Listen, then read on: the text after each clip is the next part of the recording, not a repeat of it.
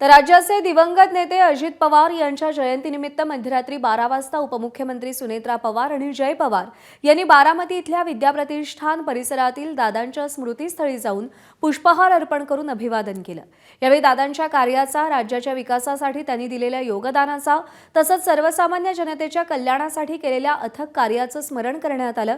अजित पवार यांचे विचार, विकासाभिमुख नेतृत्व आणि जनतेचा वारसा, जनसेवेचा वारसा पुढच्या पिढ्यांसाठी प्रेरणादायी राहील अशा भावना यावेळी व्यक्त करण्यात आल्या।